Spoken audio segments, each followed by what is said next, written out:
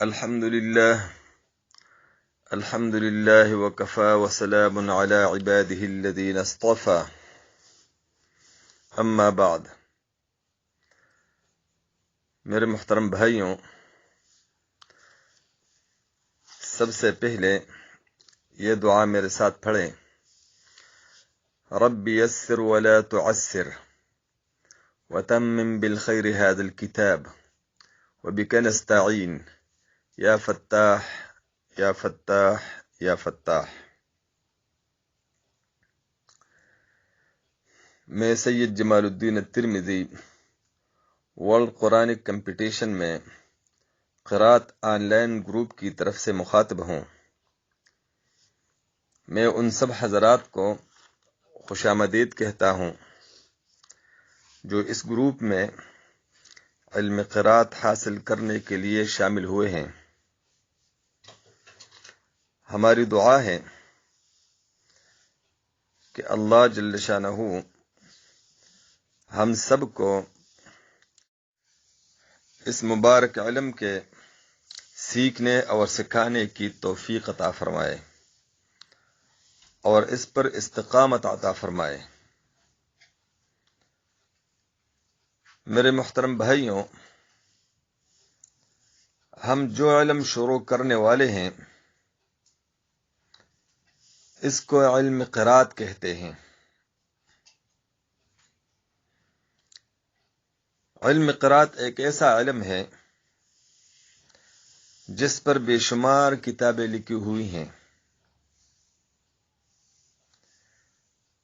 اس میں سب سے زیادہ مشہور اور معروف کتاب شاطبیہ ہے. اللہ تبارک تعالی نے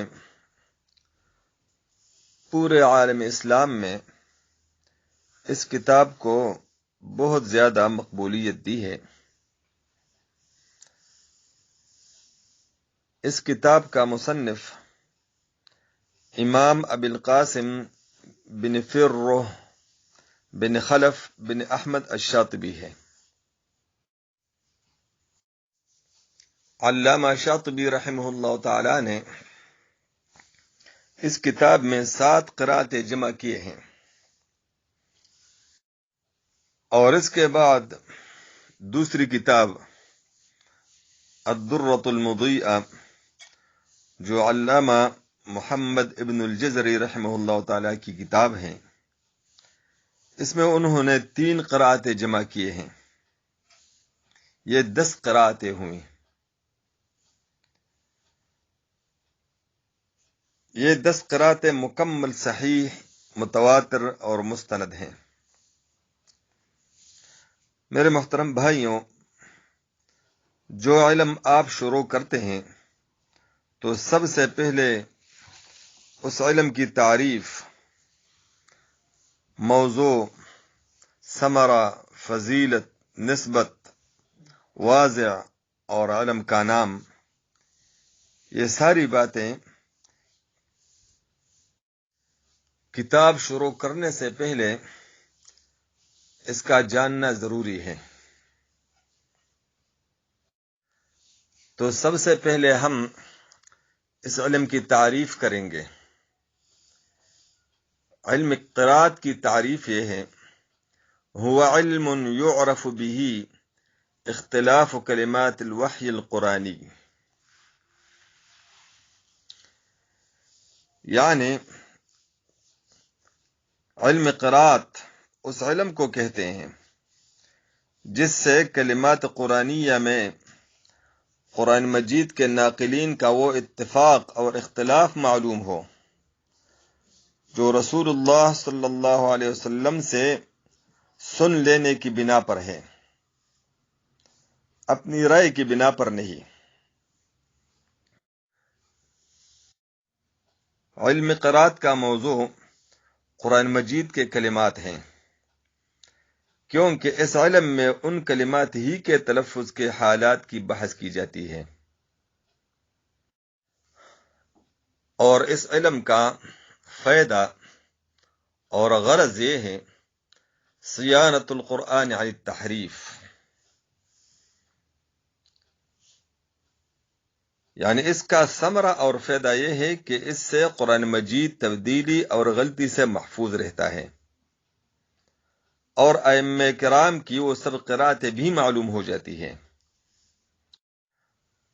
اور علم قرات کی فضیلت یہ ہے کہ یہ سب علوم سے افضل ہے، کیونکہ اس کا تعلق کلام اللہ سے ہے جو اشرف الکلام ہے۔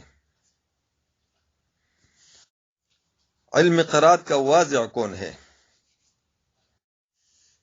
علم قرات کے واضع ائمہ کرام ہے، کیونکہ اس کو انہی حضرات نے مرتب کیا ہے، اور اس علم کا نام علم قرات ہے۔ قرات کی جمع ہے، یعنی وہ وجہ جس کے موافق پڑھا جائے۔ اور اس علم کا حکم یہ ہے کہ اس کا سیکھنا اور سکھانا واجب علی الکفایہ ہے، پس اگر ایک بھی نہ سیکھے تو سب گناہگار ہوں گے۔ میرے محترم بھائیوں، اب میں ان ائمہ کرام کے اسماء ذکر کروں گا، اور اس کے ساتھ ہر امام کے راویوں کا بھی ذکر کروں گا۔ گروپ کے تمام احباب ان ناموں کو اچھی طرح ذہن نشین کر لیں۔ امام اول نافع مدنی، امام ثانی ابن کثیر مکی، امام ثالث ابو عمر بصری، امام رابع ابن عامر شامی، امام خامس عاصم کوفی، امام سادس حمزہ کوفی، امام سابع کسائی کوفی رحمہم اللہ تعالی۔ اب میں ہر امام کے دو راویوں کا ذکر کروں گا، کیونکہ ہر امام کے دو راوی ہیں۔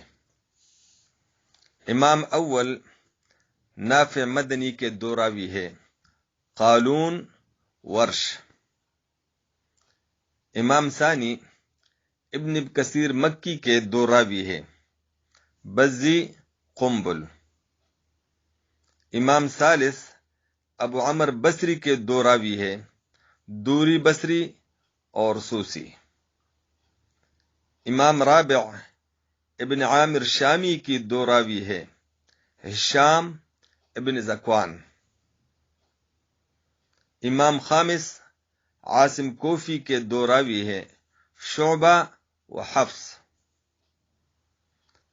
امام سادس حمزہ کوفی کے دو راوی ہے، خلف و خلاد۔ امام سابع کسائی کوفی کی دو راوی ہے، ابو الحارث دوری کسائی رحمہم اللہ تعالی۔ اب میرے تمام احباب جو اس گروپ میں شامل ہیں، ان سے درخواست کرتا ہوں کہ ان ناموں کو اچھی طرح ذہن نشین کر لیں، تاکہ آئندہ جب ہم ایک امام کی قرات اور راوی کی روایت کا ذکر کریں گے تو آپ کو قرات اور روایت سمجھنے میں آسانی ہو۔ آئندہ درس میں انشاءاللہ تعالی میں قرات کے ایک نئے موضوع کے ساتھ حاضر ہوں گا۔ والسلام علیکم ورحمۃ اللہ وبرکاتہ۔